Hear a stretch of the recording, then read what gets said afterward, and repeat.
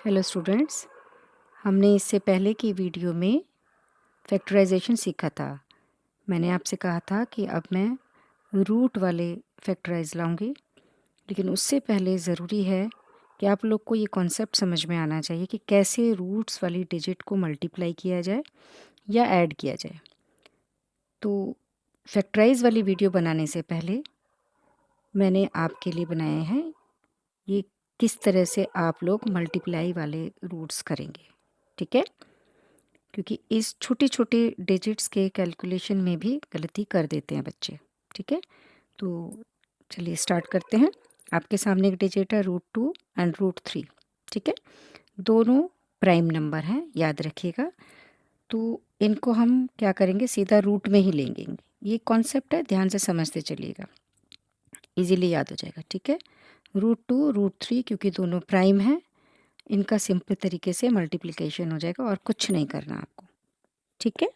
इसके बाद हमने एक डिजिट लेते हैं, एक नंबर लेंगे रूट वाला और एक लेंगे हम होल नंबर विदाउट रूट वाला, ठीक है? बिल्कुल सिंपल वाली लैंग्वेज बोलूँगी आपके लिए मैं, एक रूट वाला एक बिना रूट वाला। तो इनकी मल्टीप्लिकेशन का तरीका होता है कि बिना रूट वाला होल नंबर यानी कि बाहर रखेंगे और फिर रूट आ जाएगा, ठीक है? कोई भी डिजिट आपके लिए इस तरह से आ सकती है, कोई भी। तब आप क्या करेंगे, रूट वाले को बाहर रखेंगे और सॉरी रूट वाले को रूट में रखेंगे और होल नंबर को बाहर रखेंगे, ठीक है? ये याद रखिएगा, ठीक है बच्चों? इसके लिए फटाफट एक आध एग्जाम्पल और ले लेती हूँ मैं इसी से आगे। मान लीजिए √5 इंटू √2, तो जल्दी से दोनों रूट वाले हैं, दोनों प्राइम नंबर है, कोई फैक्टर नहीं बनेगा फिलहाल, यही समझ के चलिए, छोटा कॉन्सेप्ट बता रही है आपको। तो √10 हो गया। उसके बाद अगर हम ले लेते हैं एक और क्वेश्चन ले लेते हैं जल्दी से, √3 इंटू √7, तो हमारे पास दोनों के कोई फैक्टर नहीं बन रहे हैं, दोनों को मल्टीप्लाई कर दो, दोनों प्राइम नंबर हैं, जल्दी से ये आ गया, ठीक है? देखिए इस तरह के सारे एग्जाम्पल आ गए। इसी तरीके से जल्दी जल्दी मैं इसके और एग्जाम्पल लेती, एक रूट एक बिना रूट, ठीक है? सपोज़ कीजिए मैंने 5 लिया इंटू √3 ले लिया, तो ये नंबर होल नंबर बाहर, रूट अंदर, ठीक? एक और एग्जांपल ले लेते हैं।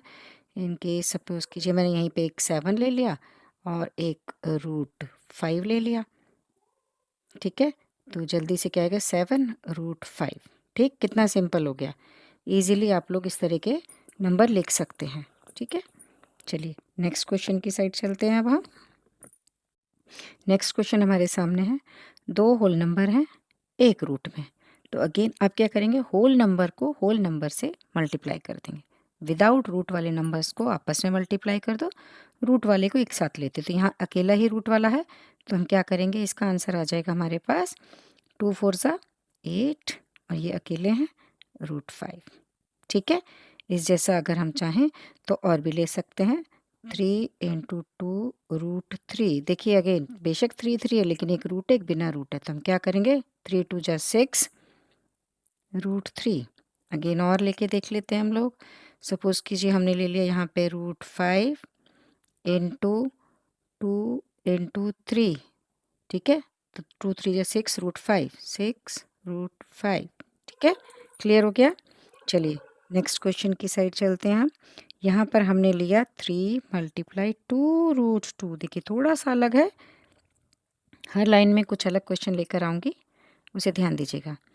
3 × 2 √2 × 3, यहाँ पर होल नंबर कौन कौन से, ये वाला 3 और ये 2, तो इनको एक साथ ले लेंगे हम, ठीक है? इसको कैसे करेंगे अब हम, दोनों को लिया, मैं ऐसे करके लिख लेती हूँ। आप लोग को कैलकुलेशन में चाहे तो आप इसी तरीके से खोल के करना पूरा एक एक स्टेप, अदरवाइज माइंड में कर लेना। इनको करा, उसके बाद √2 इंटू √3।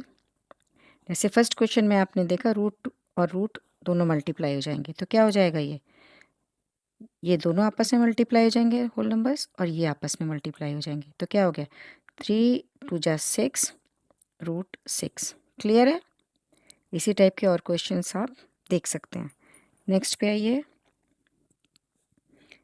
2 √5 × 3 √2 × 4, ठीक? अगेन वही करेंगे, जल्दी जल्दी से सारे होल नंबर्स को कलेक्ट कर लेंगे, या तो माइंड में या कॉपी पे। हम कॉपी पे ही करके चल रहे हैं क्योंकि अभी तो हम सीख रहे हैं। ठीक है, √5 √2। कुछ भी रूट में सबसे पहले ज़रूरी देखना है कि क्या कॉमन फैक्टर तो नहीं बन रहे। नहीं बन रहे ना, तो ही मल्टीप्लाई हम एक साथ करते हैं, अदरवाइज़ क्या होगा वो अगले स्टेप पे बताऊंगी। अब यहाँ होल नंबर्स को सबको मल्टीप्लाई कर दो, यहाँ से यहाँ तक। 2 3 जा 6 4 जा 24, और रूट को रूट से कर दो, 5 2 जा 10। क्लियर? चलिए नेक्स्ट पे आते हैं। √2 √3 √5 √7। देखा, सारे ही रूट्स वाले नंबर हैं, सब रूट्स वाले, और कोई भी कॉमन नहीं है, कोई भी कॉमन टेबल में आ जाए किसी के फैक्टर बन पा रहे हैं। अगर कभी कभी डिजिट्स आएंगी जिनके फैक्टर बनेंगे, बट कॉमन नहीं होना चाहिए कोई भी उनमें से, तो क्या होगा, सारे के सारे मल्टीप्लाई हो जाएंगे। आप मल्टीप्लाई करेंगे तो हमारे पास आंसर आएगा 210।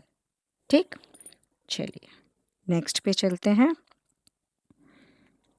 थोड़ा सा अलग कॉन्सेप्ट आ गया, अब समझिएगा। √2 इंटू √2, भाई हैं तो दोनों रूट के, मगर दोनों में कॉमन डिजिट है। यहीं से खेल थोड़ा सा शुरू होता है अलग। क्या कि जब दो डिजिट रूट वाली हों और दोनों मल्टीप्लाई हो रही हों, रिमाइंड इट, दोनों की दोनों मल्टीप्लाई हो रही, तो वो एक सिंगल होल नंबर बन जाता है, उसका पेयर बन जाता है। आगे अगर आपको कभी क्वेश्चन में सपोज कीजिए ऐसे आ जाए, नेक्स्ट क्वेश्चन पे जाती हूँ मैं, सपोज आपको आ जाता है 9, तो आप क्या करेंगे, इसको अंदर फैक्टर बनाएंगे पहले। इसका क्या मतलब है कि 2 बार √3 है। इसका क्या मतलब है कि ये एक सिंगल 3 बन गया। क्लियर है? क्लियर हो गया? ठीक।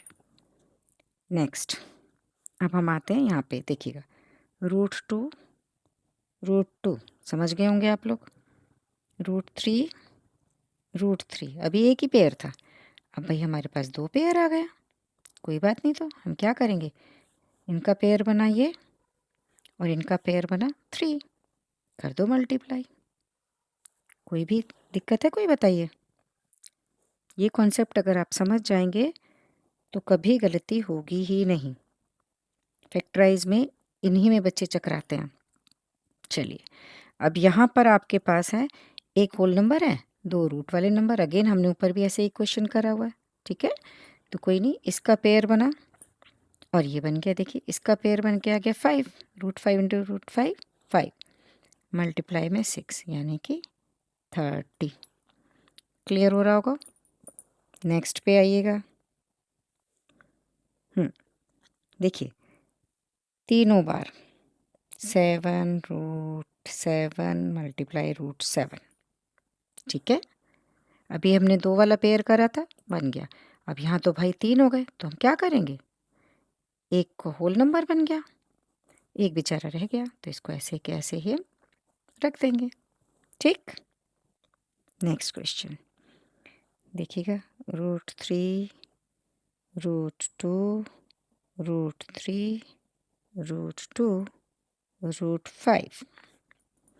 अब हमें क्या करना है, एक जैसी चीज़ ढूंढते हैं, कोई है कि नहीं है, तो है ना, ये बना यहाँ पे, ठीक है 3, ठीक है ना। ये इसका पेयर बना √2 इंटू √2, 2 बन गया। इनका पेयर नहीं है तो इनको हम ऐसे ही लिख देंगे, ठीक है कि नहीं। तो 3 2 जा 6 √5, ठीक है। चलिए नेक्स्ट क्वेश्चन पे आते हैं। नेक्स्ट क्वेश्चन है हमारे पास, यहाँ ले लेती हूँ, स्पेस उधर पे अलग हो जाता है, यहाँ लेती हूँ, ठीक है। √4 √3, अगेन वही चीज़ आ गई ना। इसको किस तरीके से कह रही है, देखिए आपको लगेगा 2 रूट है, जैसे हमने फर्स्ट क्वेश्चन में करा, तो 2 3 जा 6 करा है, तो 4 3 जा 12 कर देंगे। नहीं यहाँ पे क्या है, इनके फैक्टर बन सकते हैं, तो पहले इनके फैक्टर बनाइए, ठीक है। बन गए ना, बन गया ना, देखिए कैसे पेयर बन जाएगा। तो इसका बन गया 2 और ये हो गया √3, तो आंसर आ गया 2 √3। डन। चलिए इसी तरीके से और दूसरा करके देखते हैं हम लोग। √6 √8, तो 6 के फैक्टर भी बना लो भाई, 2√3। हम सिंगल रूट के अंदर भी डिजिट रख सकते हैं, जैसे हमने यहाँ पर रखी है। ये मैं आपको अलग करके दिखा रही हूँ। मल्टीप्लाई 2√2 किसका है? ये 8 का है। ठीक है, ये 8 का हो गया, ये 6 का हो गया। तो अब हमें देख सकते हैं हम 2 का एक तो ये पेयर बन रहा है, ठीक है, एक ये वाला पेयर बन रहा है, तो 2 पेयर बन गए, तो 2 बार 2 आ गए होल नंबर पे। ये अकेले रह गए हैं √3, तो इनको हम √3 करके लिख देंगे। तो आंसर आ गया 4√3। Isn't it? आई थिंक ये सब क्लियर हुआ होगा आपको, कोई भी प्रॉब्लम नहीं रह जानी चाहिए। और एक क्वेश्चन करके दिखा देती हूँ मैं। सपोज़ कीजिए हमारे पास आता है √20 मल्टीप्लाई √15 मल्टीप्लाई √8।